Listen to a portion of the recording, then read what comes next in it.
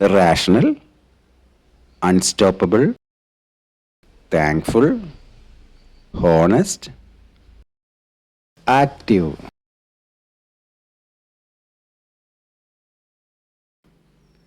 ഇനി ആൻറ്റോണറ്റിൻ്റെ നോക്കാം.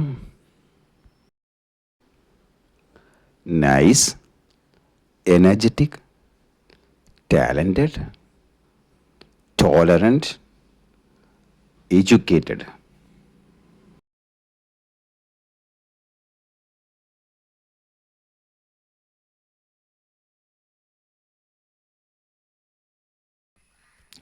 ഇനി ഇതിൻ്റെ ബി പാർട്ടാണ്. ഇതിൽ പറഞ്ഞിരിക്കുന്നത് now do the same for your name എന്നാണ്. അതായത് നിങ്ങൾ നിങ്ങളുടെ പേര് എഴുതിയിട്ട് ഇതേപോലെ ഓരോ അക്ഷരങ്ങൾ എടുത്തിട്ട് നിങ്ങളുടെ ക്വാളിറ്റീസ് എഴുതാനാണ് പറഞ്ഞിരിക്കുന്നത്. അപ്പോൾ നിങ്ങൾ ശ്രമിച്ചു നോക്കുക. പറ്റുന്നില്ലെങ്കിൽ ഇതിൻ്റെ അടിയിലൊരു കമൻറ്റ് ഇട്ടാൽ മതി, ഹെൽപ്പ് ചെയ്ത് തരാം കേട്ടോ. ഇനി ഈ ആക്ടിവിറ്റി സി പാർട്ടാണ്. ഇവിടെ എന്താണ് പറഞ്ഞിരിക്കുന്നതെന്ന് പറഞ്ഞു കഴിഞ്ഞാൽ, ഇപ്പം ഇവിടെ ഉണ്ടാക്കിയിട്ടുള്ള ക്വാളിറ്റീസിൻ്റെ അക്ഷരങ്ങളുണ്ടല്ലോ, ഓരോ പേരെടുത്ത് അതിൽ നിന്ന് ഓരോ അക്ഷരങ്ങളെടുത്ത് അതിൻ്റെ ക്വാളിറ്റീസ് അവിടെ എഴുതി. ആ ക്വാളിറ്റീസ് ഉപയോഗിച്ചിട്ട് കുറച്ച് സെൻറ്റൻസുകൾ ഉണ്ടാക്കാൻ വേണ്ടിയിട്ടാണ്. ഇപ്പോഴത്തെ ഫസ്റ്റ് സെൻറ്റൻസ് നോക്കുക.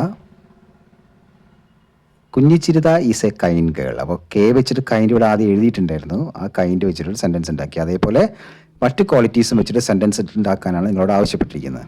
അപ്പോൾ ഇവിടെ കൊടുക്കുന്നുണ്ട്, നിങ്ങൾക്ക് എഴുതിയെടുക്കുകയോ അല്ലെങ്കിൽ നോക്കി മനസ്സിലാക്കുകയോ എന്താണെന്ന് വെച്ചാൽ ചെയ്യാവുന്നതാണ്. ഓക്കെ.